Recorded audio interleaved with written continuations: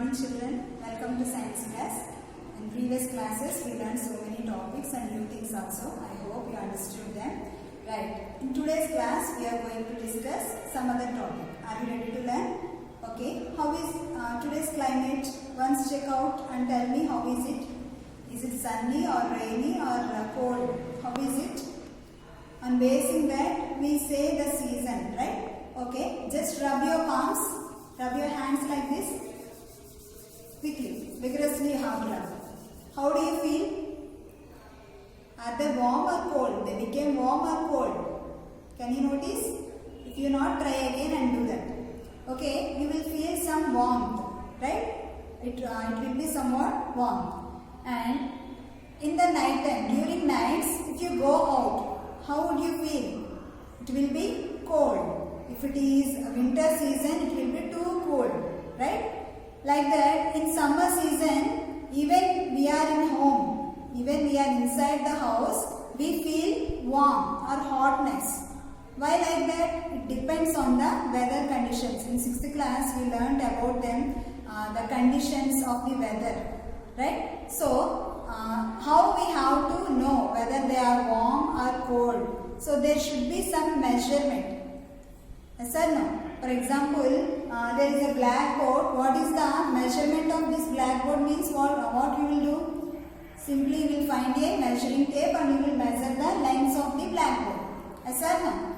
Like that, we have to measure the temperature. For example, what is your body temperature? By touching your skin, how do you feel? Is it fever condition or normal temperature means? How can we know? We can't say by touching the skin. So there should be some proper measurement. Yes or no? So in this lesson we are going to learn about them deeply. That is temperature and its measurements. Temperature and its measurements.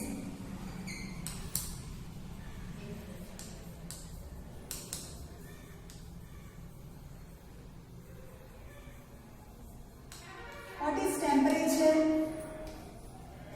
Temperature is the degree of hotness or coldness of your body. Hotness or coldness of a body. So, while you are holding something, whether the object is cold or hot, we should define. Whether it is hot or cold, we should be able to say. So, that measurement, what is its temperature means, we should measure. We cannot say whether it is completely hot or what is its temperature, we cannot say. For example, you are boiling water. Your mother may ask, is the water boiled or not for bath? So, how do you measure? Simply you will dip your finger in the water and you test. Yes or no? So, what is its temperature means, can you say? No, you cannot say. Like that, while making the milk making to curd, what we have to know? Whether the milk is ready to be turned into curd or to add some curd to that. When we have to add the curd to that, there should be some temperature. By completely becoming into cold, we cannot make it to curd. Or not in the warm stage also, we cannot get it to curd. So, there should be some prescribed temperature. So, all these things need a measurement. So, in this lesson, we will learn about them. Are you ready to learn? Okay, let's go to the lesson. There are 3 vessels. There are 2 objects. One is hot and one is cold objects. Yes or no? But how can, by looking at them, we can say one is hot and one is cold. But with our experience, for example, you have closed your eyes, then how can you say one is hot and one is cold? So there should be some activity, right? Let's do. Take 3 large mugs and label them as A, B and C. Okay? Put cold water in mug A and hot water in mug B. And mix some cold and hot water in mug C. Now, dip your left hand in mug A and right hand in mug B. Left hand in mug A and right hand in mug B, just dip them. After keeping the hands in the 2 mugs for 2 to 3 minutes, put both the hands simultaneously in mug C. What happens? Did you feel the same temperature or hotness or coldness with the 3 mugs? No, there will be variation. When you dip your right hand in mug A, what is that? Because we have filled that with cold water in mug A, we feel cold. And when you dip another hand in mug B, you feel hot. But when you put your both hands in mug C simultaneously, how it will be? It is mixing of cold and hot water, so both the feelings will be absorbed by you. Yes or no? With the mug C, we cannot guess it properly, whether it is hot or cold. And we may get some confusion also. But always by touching the objects and getting know how they are means it's very dangerous. Yes or no? Checking an object by touching. Is it a good way for measuring whether it is hot or cold? No.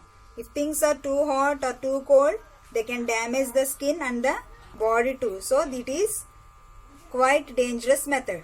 Then how do we measure heat? For learning that, we should know what is heat.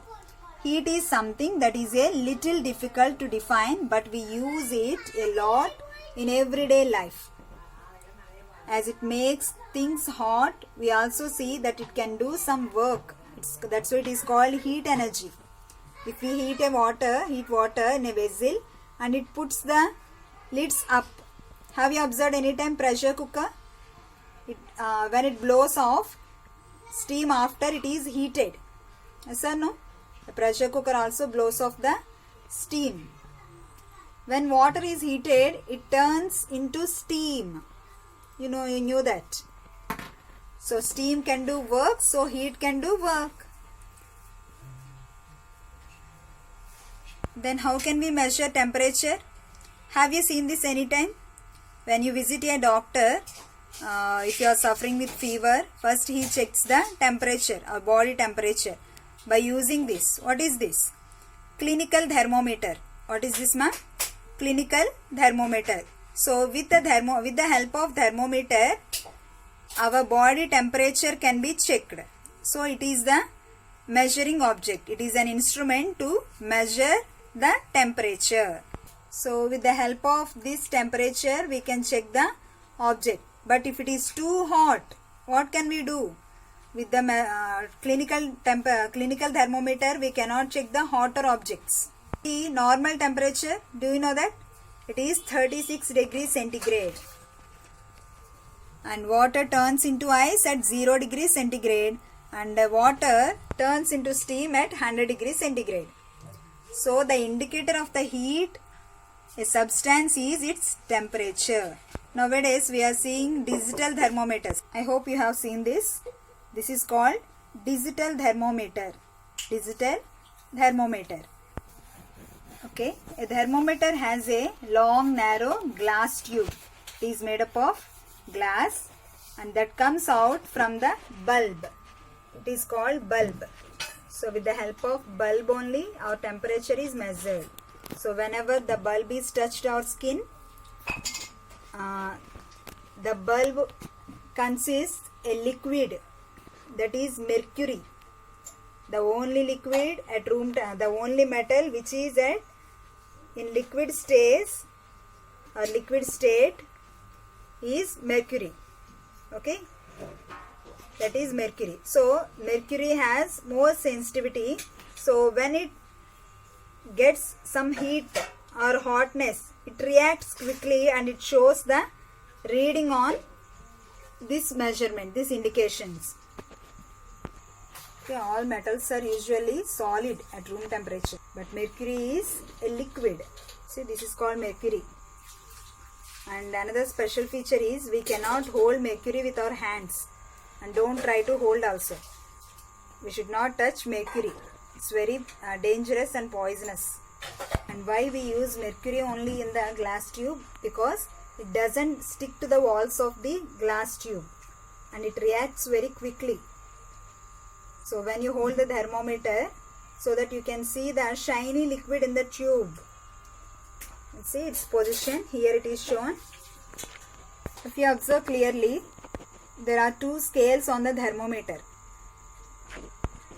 On one side you see degree centigrade, and on another side you see degree Fahrenheit. Degree C means degree Celsius or centigrade, and degree F, that is Fahrenheit degree and Celsius degree. Okay, it shows two scales. The international system, that is SA system, it is indicated and it is accepted the scale degree centigrade, and it stands for degrees Celsius. Degrees Celsius. And the other scale is called as Fahrenheit scale. Before using the thermometer, it has to be jerked for a few minutes. Otherwise, we cannot get accurate measurement. Take your temperature by placing the thermometer in your armpit and sit still like that for 2 minutes. Then you can check the measurement or reading. And remember one thing, while you are measuring or taking the reading of thermometer, you should not hold this bulb. You should not touch the bulb, because with the while it is contacting your hand, with the hand temperature also it reacts. So we cannot get accurate reading. So make sure you are not holding the bulb of the thermometer. Okay. What you get is your body temperature. This thermometer, you have temperatures from 35 degrees Celsius to 40 degrees Celsius in it. That is because this thermometer is only for measuring body temperature. So it is called clinical thermometer. Clinical thermometer. We can see some other thermometers in laboratories that is with somewhat higher measurements or higher readings. When we use mercury in thermometer, it expands with its temperature, with the temperatures in surroundings. Okay. Do the substances expand or contract with the heat? To observe or to understand that, we should see an activity, or we should do an activity. So for that, you must have seen a hot or steaming cup of tea kept standing for some time. Have you observed? What happens to the temperature of the tea? The tea slowly gets colder, right? And what happens if a glass with a cold drink is left standing for some time? It loses its coldness, and the ice melts and drink slowly becomes warm and comes to room temperature. So what's here happening here? There is heat transfer. The hot tea, when it is left in the room, it is getting the room temperature. Similarly, the cold drink, when you left in the room, it is getting the room temperature and getting to the room temperature. So there is a transfer of heat. Transfer of heat. Then where did the heat go? It just transferred with its surroundings. So we can say that heat is transferred to the surroundings. The cool drink left in the room got warmer and came to the room temperature. How does heat transfer? Let's see some live examples. When you have high fever, your mother puts cold towel on your forehead. What for? The cold towel absorbs the heat. That means the heat is transferring to the cold towel and the coldness is transferring to your body, so that your fever is controlling. If you keep a glass of tap water in the room for some time, will there be any change in the temperature of the water? Not really, because for heat to transfer, there has to be a difference in temperature. If you keep a cold water, you can identify that. Even when you have fever, you cannot guess how high it is by touching your own forehead. It is because your arms and forehead are at the same temperature. That's why another person, if he comes and touch, he can notice. So in this topic we learnt heat is a form of energy and heat makes a substance hot. And a thermometer measures temperature in degrees Celsius, and heat flows from a hotter substance to a colder substance. We can see some objects that are connected with heat at our home, like electric heater, geyser, gas stove. These are all connected with the heat. like solar heater, solar energy, it is converted to heat. And in heat and temperature, this is the thermometer picture is given. See, here we can see the tube, and this is called stem. The body of the thermometer is called as stem, and inside there is another glass tube that is called capillary tube. What is that called? Capillary tube. And it is glass bulb filled with mercury. As I told you, mercury reacts highly with the little temperatures. Look here, properties of mercury are given in your textbooks. Its expansion is uniform. What is the first property, ma? Mercury expands uniformly. Along with the temperature, it expands uniformly without any variations. And it is opaque and shining. It is opaque and shining. Opaque means it doesn't allow any light to flow through it. That is called opaque objects, right? And it is shining. It has shining property. So we can identify there is some liquid in the thermometer. And we can identify how far or how length it is expanded also with its shining property. And it does not stick to the sides of the glass tube. I told you, it doesn't stick to the walls of the glass tube. And it is a good conductor of heat. Even with the little temperatures or little heat, it expands. And it is easily available in pure state. It cannot be impured easily, so that it is available easily in a pure state. In earlier days or in some clinical thermometers, they use alcohol. So what are the properties of alcohol also? Let's see.